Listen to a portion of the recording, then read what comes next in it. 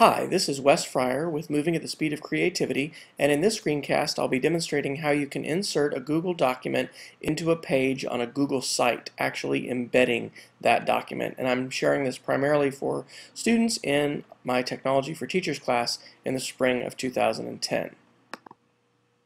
When you create a Google document, there's several ways that you have to share it, and probably the messiest way to share it in a situation like this with about 45 students is to have every student share the document directly with you. And I actually have a lot of students who are doing that because those were some instructions that were given by someone who was substituting for me. But that's really the messiest way to share, because you're just going to have your Google documents all sort of cluttered with all of these shared documents, and then as you can see here, you've got issues with file naming protocols or formats, and not everyone's using a standard format, and it's just really messy. So instead of using a just straight up sharing method where somebody uses your email address and shares, what we're doing in our class is students have created a different Google site for their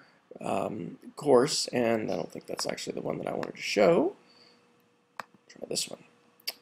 This is an example site that has been created, and I'll go ahead and kind of scroll through this.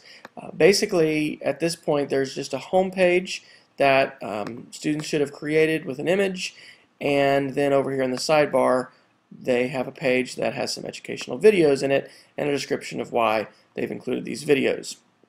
In order to put a Google document as an embedded file on a Google site, you're going to want to either edit or create a page. So in this case, I'm going to click Create Page, and I'm going to always choose to put my Google pages that I create underneath the top level. So well, in this case, I don't want to do it under videos. I actually want to just do it under Home.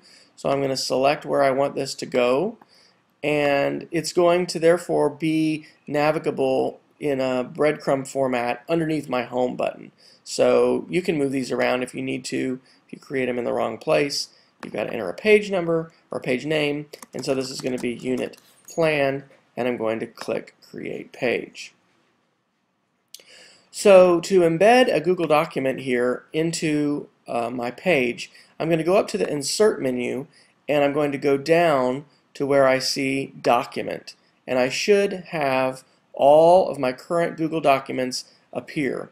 I'm going to put the words Unit Plan in, and I'm going to click Search, and it should display all of the files which have the word Unit Plan, and I'm just going to get this example file and click Select. You can see that I can also paste the web address if I want to insert it that way, and I'll go ahead and click Select. I don't really need to change anything else. I can leave these boxes checked, leave the height set the same. I'm just going to go ahead and click Save, and you don't see the content of it yet because this is an embedded file, but when I go ahead and click the Save button up here at the top, then my Google document is actually embedded inside this Google site. And so to turn in this assignment, what you would need to do as one of my students this semester is simply copy the web address for this page. Now that I've moved my slide, you can see that up here at the top, and that is just the address that's up here in the address bar. So those are the steps for how to insert or embed your unit plan in your Google site, and then you can turn in this assignment through our Blackboard WebCT site, and by going to that quiz and copying and pasting that address in your Google site.